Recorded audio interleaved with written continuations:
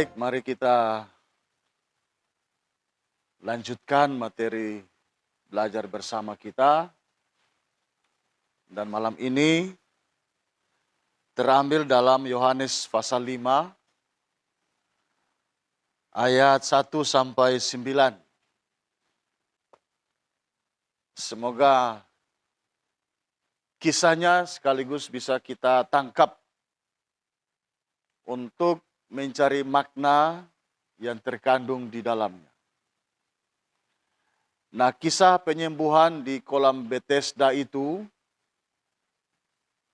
kisah penyembuhan yang tidak biasa. Kalau kita perhatikan ayat 6 bagian akhir,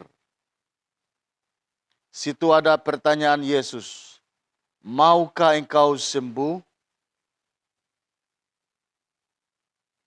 Nah, ini tidak biasa dalam karya penyembuhan Yesus. Yang biasa itu orang sakit yang memohon kepada Yesus untuk meminta kesembuhan. Di sini Yesus yang memulai percakapan untuk masuk dalam karya penyembuhan. Maukah engkau sembuh? Jadi agaknya Yesus solia-lia orang itu. Yesus sudah lihat lama ini penderitaan orang itu. Dan memang seperti dalam catatan Yohanes, sudah 38 tahun. Seandainya orang sakit selama itu, Bapak Ibu. Kira-kira suasana hidup kita seperti apa itu? 38 tahun dalam kondisi sakit. Lalu tiba-tiba ada pertanyaan, maukah engkau sembuh? Apakah ada kemungkinan sembuh? Ini 38 tahun ya. Jadi kondisi si sakit itu, ya sudah pasrah ini. Dia semasa bodoh. Tidak mungkin lagi bisa sembuh ini. Sudah sangat lama. Dan karena itu ketika Yesus tanya, maukah engkau sembuh? Dia tidak jawab. Dia tidak mengatakan, oh iya saya mau sembuh. Sudah lama menderita ini. Nah, dia tidak bilang itu. Di ayat 7 itu dia malah memberitahu kondisinya. Tuhan, tidak ada orang yang menurunkan aku ke dalam kolam itu apabila airnya mulai goncang.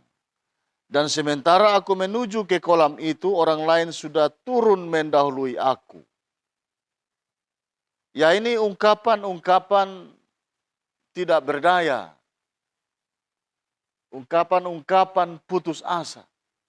Maukah engkau sembuh? Ini selama ini kita di sini selalu terlambat. Ketika air bergoncang, kita mau ke sana, so ada orang lain yang ke muka turun. Kan di kolam itu kalau air goncang, lalu siapa yang dahulu sampai di kolam langsung sembuh. Nah, dia ini kan lumpuh. Tidak mungkin bergerak cepat sampai di kolam. Nah, dorang kan ada di pinggir kolam itu.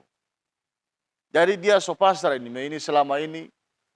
Tidak ada orang yang tolong pak kita. Ketika air goncang, orang lain suka muka, dorang su sembuh. Jadi ayat 7 itu ungkapan putus asa. Nah, kembali ke pertanyaan Yesus. Maukah engkau sembuh? Kalau kita bandingkan dengan karya-karya penyembuhan Yesus yang lain, itu selalu dimulai oleh orang sakit. Misalnya mereka minta pertolongan, mereka yang memulai percakapan. Misalnya Lukas 5 ayat 12 sampai 16. Yesus menyembuhkan seorang yang sakit kusta. Nah, ayat 12 itu misalnya bagian akhir Ketika ia melihat Yesus, tersungkurlah ia dan memohon, Tuhan, jika Tuhan mau, Tuhan dapat mentahirkan aku. Ini orang sakit yang minta. Matius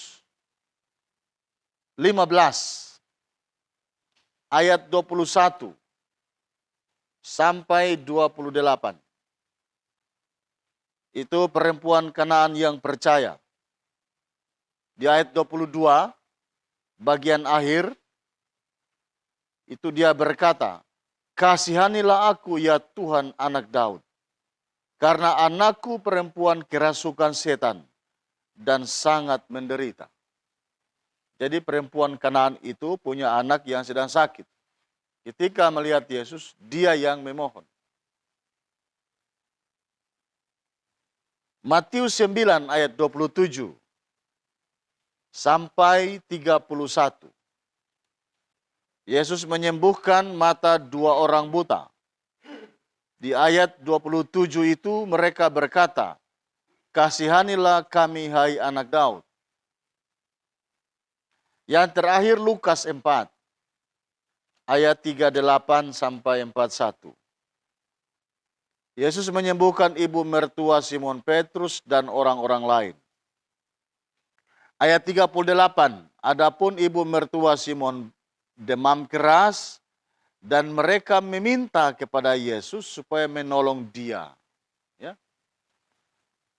Jadi dari sejumlah catatan itu menerangkan kepada kita di setiap karya penyembuhan Yesus selalu orang sakit yang memohon, yang meminta.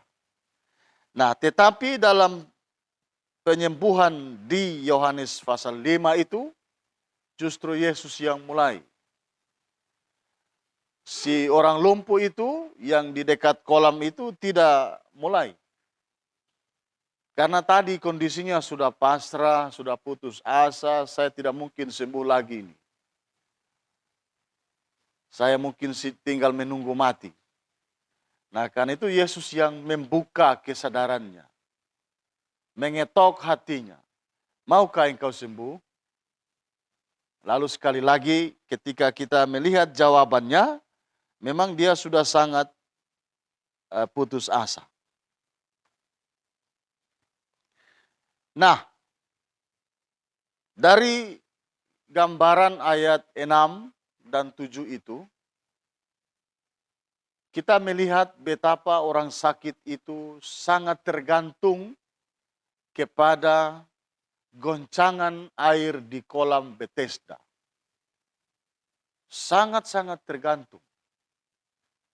Seolah-olah kesembuhannya itu hanya di situ. Hanya air yang bergoncang itulah dia bisa sembuh. Tidak ada di tempat lain. Jadi dia ini dibayang-bayangi oleh goncangan air di kolam itu. Saya tidak mungkin sembuh tanpa saya masuk ke dalam air kolam Bethesda itu. Nah, ketika Yesus mengetok kesadarannya, sebenarnya Yesus mau mengatakan kepada dia bahwa engkau bisa sembuh di luar goncangan air kolam itu. Dan karena itu Yesus membuktikan kepadanya. Di ayat 8 ya. Bangunlah, angkatlah tilammu dan berjalanlah. Lalu ayat 9, pada saat itu juga sembuhlah orang itu. Lalu ia mengangkat tilamnya dan berjalan. Jadi Yesus dengan karya penyembuhan orang lumpuh 38 tahun itu mematahkan kepercayaan orang-orang pada waktu itu bahwa kesembuhan itu bisa didapatkan di luar kolam Bethesda. Bisa didapatkan di luar kolam Bethesda dan bisa didapatkan dalam iman kepada Yesus. Kesembuhan tidak saja di kolam Bethesda. Kesembuhan ada juga di luar itu. Dan itu ada di tangan Yesus. Nah, kalau kita membuka sejarah kolam Bethesda itu, setelah Israel dikalahkan pada tahun 70 oleh Roma itu, kolam itu kemudian menjadi kolam keramat di kerajaan Roma karena kisah-kisah penyembuhan yang terjadi di kolam Bethesda itu. Nah, setelah Israel dikuasai oleh Roma, tempat itu dipakai untuk penyembahan berhala. Dan kolam itu dianggap sebagai kolam yang sangat keramat. Nah, di situ maksudnya begini, bahwa kesembuhan yang kita peroleh tidak tergantung kepada sarana atau obat atau air atau kolam Bethesda. Kesembuhan yang kita peroleh itu adalah berkat dari kasih karunia Tuhan Yesus. Bisa pakai sarana obat-obat. Apakah obat medis, apakah obat tradisional, air, ya, seperti yang kita praktekkan di Jemaat Wohia ini. Ada air doa. Itu sarana. Bukan karena air itu kita sembuh. Kesembuhan kita karena kasih Yesus yang memberkati kita sehingga kita bisa sembuh atau kita bisa ditolong oleh Dia. Jadi kisah penyembuhan yang khusus ini mau mengatakan kepada kita bahwa kita tidak bisa hidup dalam bayang-bayang yang lain. Tidak bisa hidup di bawah bayang-bayang yang lain. Kehidupan kita harus ada di dalam bayang-bayang Yesus. Karena berkat kesembuhan, berkat-berkat yang lain hanya ada di situ. Kita tidak boleh tergantung dan berharap pada bayang-bayang yang lain. Apakah air kolam Bethesda, apakah air doa yang ada di jemaat kita, apakah pendetanya, apakah penatuanya, diakennya, siapapun tidak bisa kita ada di bawah bayang-bayang mereka. Kita harus ada di bawah bayang-bayang Yesus. Karena di bawah bayang-bayang Yesus hidup kita dibebaskan. Kalau kita ada di bayang-bayang yang lain, kita dibelenggu. Contoh, seringkali kita begitu mengagungkan seseorang. Contoh ya. Lalu akhirnya semua keinginan orang itu sekalipun tidak wajar, kita ikut. Karena betapa kita mengagungkan dia. Nah, itu hidup dalam bayang-bayang orang itu. Nah, tapi kita kalau mengagungkan Yesus, maka tentu apa yang Yesus kehendaki, supaya orang-orang yang berada di bawah bayang-bayangnya itu melakukannya, ya kita pasti melakukan kebaikan. Tidak ada hidup di dalam bayang-bayang Yesus dengan melakukan hal-hal yang tak wajar. Tapi ketika kita ada pada bayang-bayang orang lain, pada bayang-bayang tertentu, maka keinginan dari orang itu ataupun sesuatu yang kita ada di dalam bayang-bayang itu bisa memerintahkan kita menjadi budaknya. Kita bisa ada dalam keterbelengguan. Kita tidak bebas menentukan hidup kita. Kita selalu dibelenggu, diperintah oleh Dia. Jadi hidup ini tidak bebas. Sungguh-sungguh terikat. Nah, seperti si lumpuh itu. Sangat terikat dengan air kolam itu. Tanpa goncangan, jadi dia merasakan tanpa dia masuk dalam kolam itu, dia tidak sembuh. Itu sangat tergantung. Nah, itu hidup dalam bayang-bayang yang lain. Nah, Yesus datang mengatakan kepadanya, maukah engkau sembuh? Yesus menawarkan bayang-bayang Yesus yang membebaskan itu. Dan mengajak dia untuk ada dalam bayang-bayang Yesus saja. Jangan terikat dengan yang lain. Nah, dalam kehidupan kita itu seringkali begitu. Ya, kita secara politik apalagi ya, sangat terikat dengan orang-orang yang punya kekuasaan politik itu. Sehingga kadangkala dia suruh orang yang tara baik, itu orang bikin. Jadi sebenarnya kisah ini mau menunjukkan kepada kita, hiduplah dalam bayang-bayang Yesus. Atau hiduplah dalam bayang-bayang kita sendiri. Jangan hidup dalam bayang-bayang orang lain. Kira-kira begitu. Dalam bayang-bayang kita sendiri artinya bahwa kita, bayang-bayang kita itu ada di satu bayang-bayang besar yang ada di dalam bayang-bayang Yesus itu. Kalau kita hidup dengan ikut bayang-bayang kita sendiri, bayang-bayang Yesus, kita orang merdeka. Kita bisa menentukan segala hal tanpa terikat dan terbelenggu dengan orang lain. Jadi hikmat kita bertambah, kebijaksanaan kita bertambah, selalu saja maju itu. Karena kita tidak ditentukan oleh orang lain. Pilihan-pilihan kita, pilihan-pilihan yang kita pertimbangkan secara matang. Tanpa dipengaruhi, atau dibentuk, atau ditekan, atau dibelenggu oleh orang lain. Jadi sungguh-sungguh dalam hidup yang bebas tetapi ada dalam bayang-bayang Yesus. Sungguh-sungguh merdeka. Nah itu yang mau ditekankan oleh cerita ini, oleh kisah penyembuhan ini.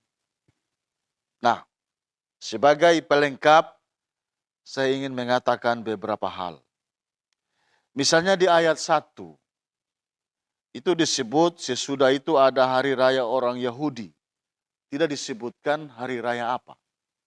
Apakah Paskah, Pondok Daun, tidak disebutkan. Jadi kita tidak bisa berspekulasi, wah ini pasti perayaan Paskah ini, atau ini Pondok Daun, atau ini Pentakosta. Karena tidak tertulis secara jelas, kita tahu saja bahwa Yesus pada saat itu masuk pada saat orang Yahudi sedang merayakan sebuah perayaan besar dalam keagamaan mereka. Lalu ayat 2, di Yerusalem dekat pintu gerbang domba, ada sebuah kolam yang dalam bahasa Ibrani disebut Bethesda. Ada 5 serambinya. Nah, ada pintu gerbang domba.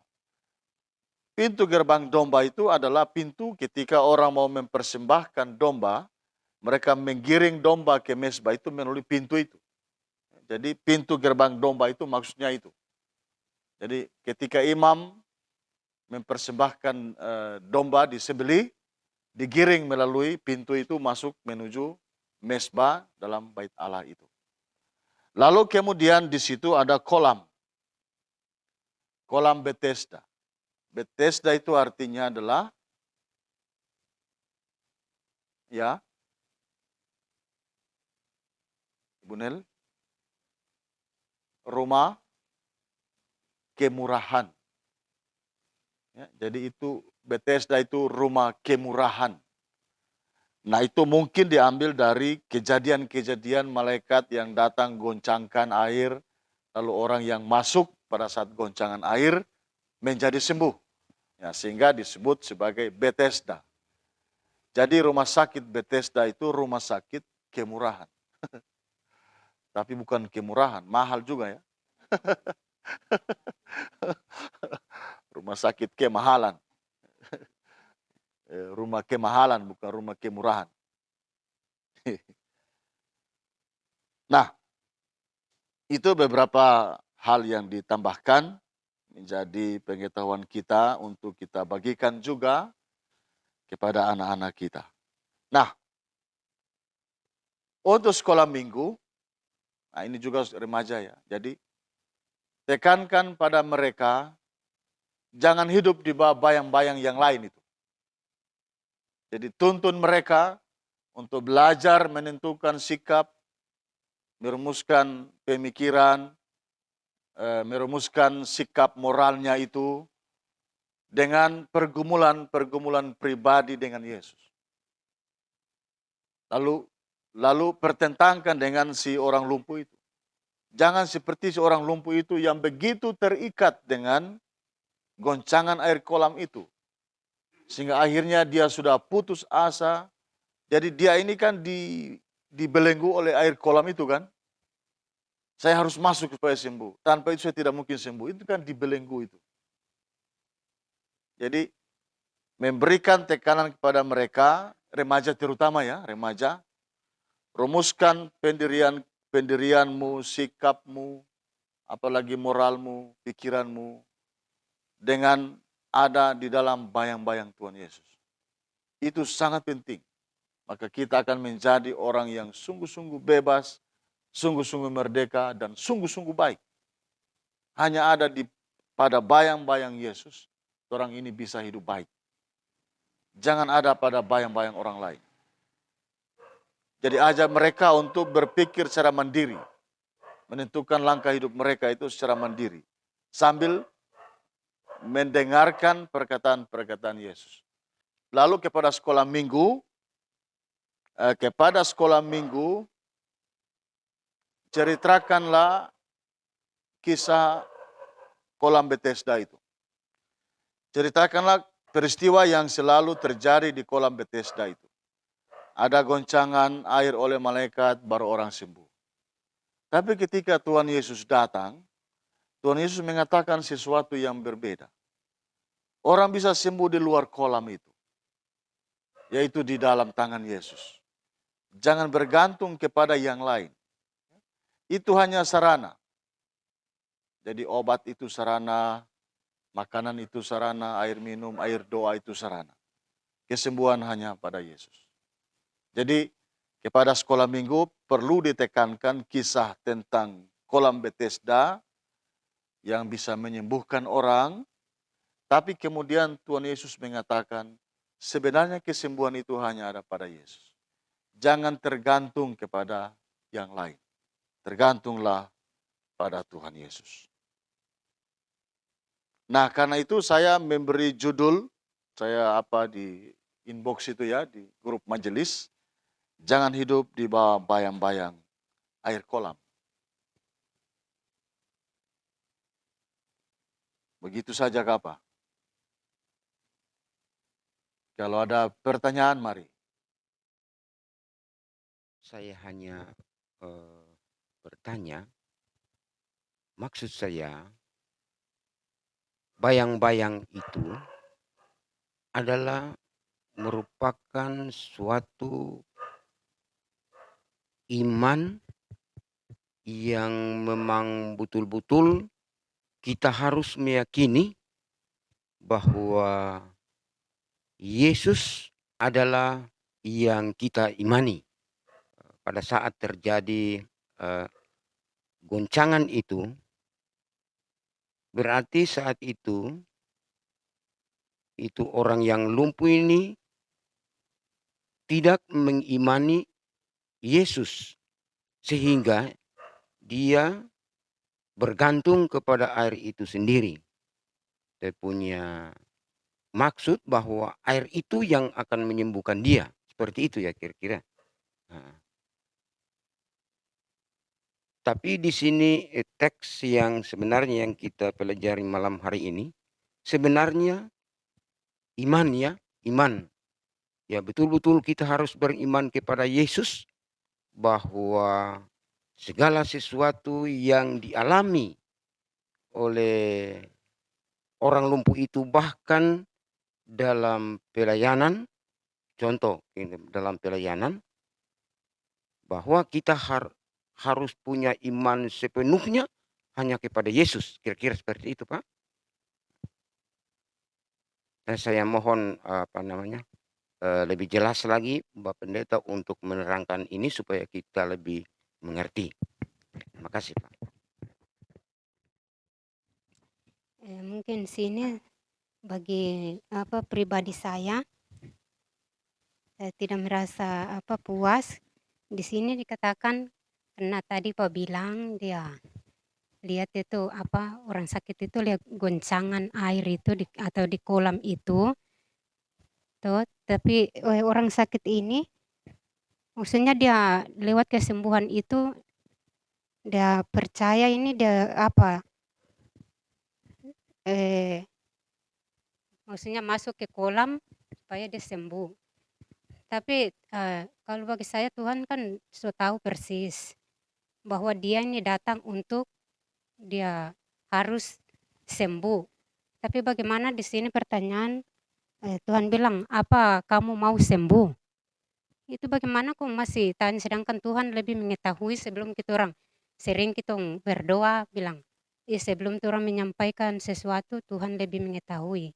Tapi bagaimana Tuhan masih tanya pada dia, bilang, "Apa kamu mau sembuh?" Itu pertanyaan saya itu. Itu saja.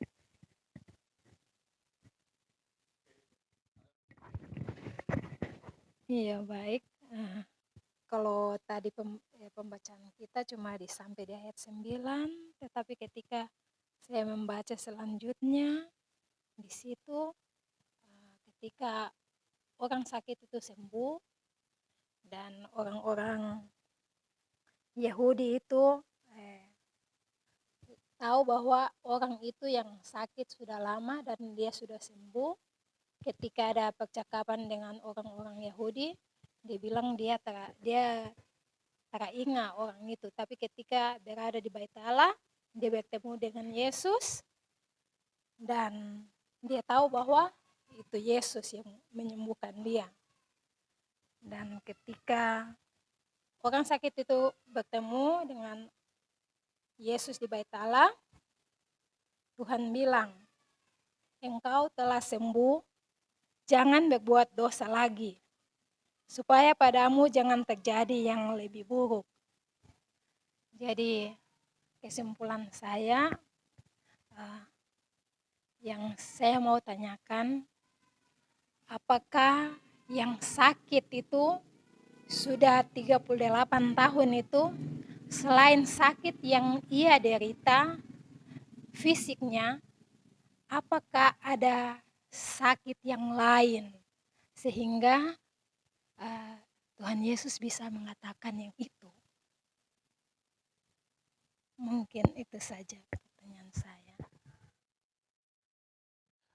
Oke, yang pertama pemantri ya. Pemantri ingat misalnya perjamuan kudus ya. Selalu saya bilang atau setiap orang yang pimpin perjamuan, janganlah hati kita melekat kepada anggur dan roti ini. Tapi arahkanlah hati kita pada Tuhan. Jadi bayang-bayang itulah maksudnya begitu. Jadi kita diminta untuk mengikatkan diri kita hanya kepada Yesus. Jangan kepada yang lain. Si lumpuh itu kan sudah begitu terikat dengan goncangan air itu. Sehingga dia sudah tidak yakin bisa sembuh lagi di luar goncangan air itu. Nah itu yang dimaksudkan dengan hidup dalam bayang-bayang.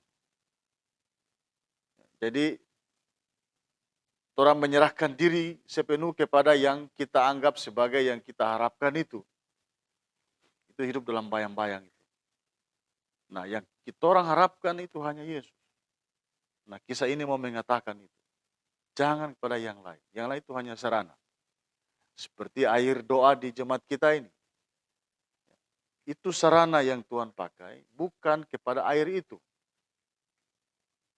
Tetapi iman kita harus kepada Yesus. Jadi kesembuhan bukan karena air, kesembuhan karena iman.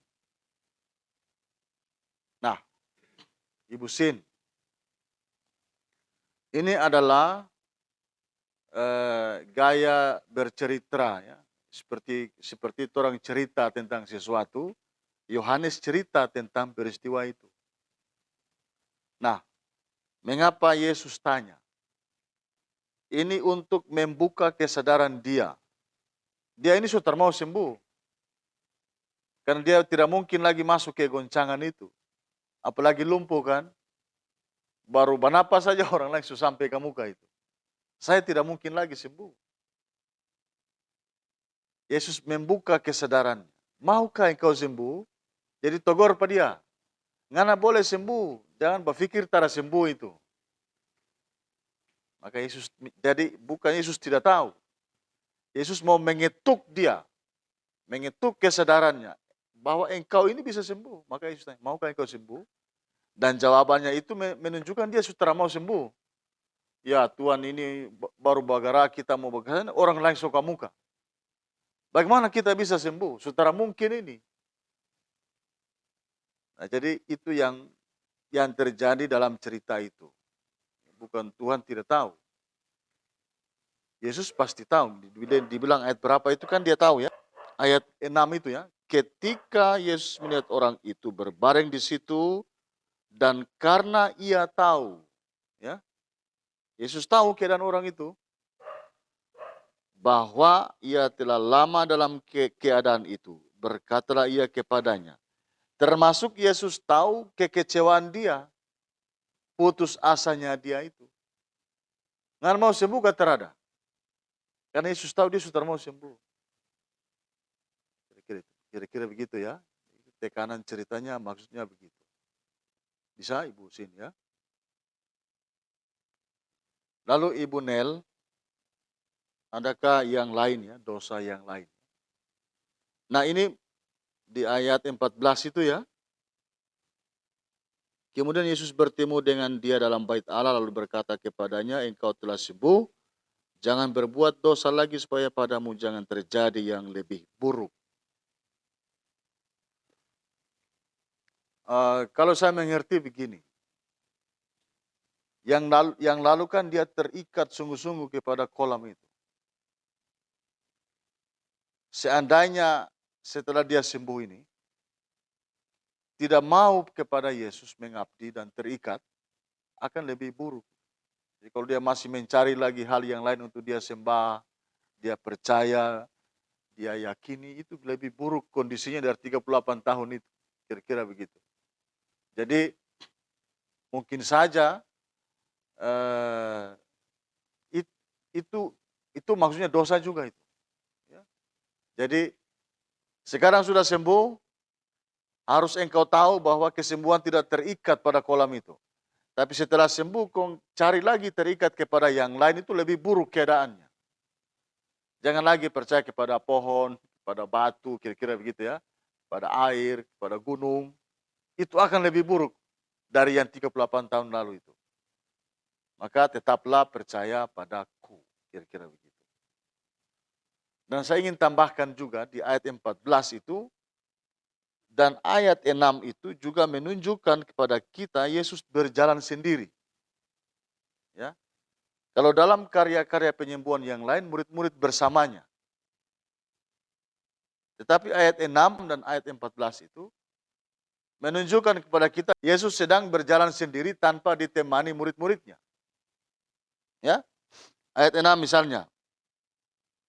Ketika Yesus melihat orang itu berbaring di situ dan karena ia tahu bahwa ia telah lama dalam keadaan itu, berkatalah, maukah engkau sembuh? Jadi itu langsung percakapan pribadi. Lalu ayat 14. Kemudian Yesus bertemu dengan dia dalam bait Allah. Lalu berkata kepadanya. Yesus bertemu sendiri. Ya, di ayat 13 ya. Tetapi orang yang baru sembuh itu tidak tahu siapa orang itu. Sebab Yesus telah menghilang ke tengah-tengah orang banyak di tempat itu. Jadi cerita dalam pasal 5 ini Yesus sendiri. Dia tidak bersama dengan murid-muridnya. Nah itu juga keistimewaan yang lain dari cerita penyembuhan ini. Kebanyakan dalam cerita penyembuhan itu Yesus dengan murid-muridnya. Nah di kolam Bethesda itu Yesus sendiri. Yesus sendiri tanpa ditemani murid-muridnya. Lalu kemudian dia memulai percakapan penyembuhan. Jadi orang ini hidup di bawah bayang-bayang Yesus saja. Kira-kira begitu. Jangan ke bayang-bayang yang lain. Siapapun dia. Presiden kah, bupati kah. Itu jauh lebih hebat. Orang berpendapat, orang beropini, berargumentasi itu terpikir-pikir ya, jangan sampai dia tersinggung. Itu kalau hidup dalam bayang-bayang orang begitu. Tapi kalau orang hidup dalam bayang-bayang Yesus, siapapun dia, orang bisa berpendapat secara bebas, tanpa ada keterikatan atau kepentingan-kepentingan yang lain. Kepentingan kita hanya satu, yaitu kebenaran dalam Yesus. Di luar kepentingan itu tidak ada. Jadi lebih bebas itu. Lebih bebas berkreasi dan berkarya. Iya, Pak. Sebagaimana yang dikatakan bahwa kalau umpamanya kita ini hidup di bawah bayang-bayang yang lain, seperti yang kita pernah jemaat kita, bahkan pelayan-pelayan kita telah melakukan pelayanan yang di Buaile itu, Pak. Itu juga saya pikir seperti itu, karena pada waktu pelayanan kita melaksanakan pelayanan kita, orang itu sudah bisa ada perubahan. Sampai kita kejar ke Galela. Kemudian dia karena dia mungkin dia cari karena bayang-bayang yang lain di luar Yesus. Maka itulah yang terjadi. Ya, itu saya contohkan itu. Kira seperti itu, Pak ya. Iya, sehingga sampai dia kejar mencari itu bayang-bayang yang lain sehingga dia sampai di ibu meninggal. Itu kira-kira yang iya. Makasih, Pak.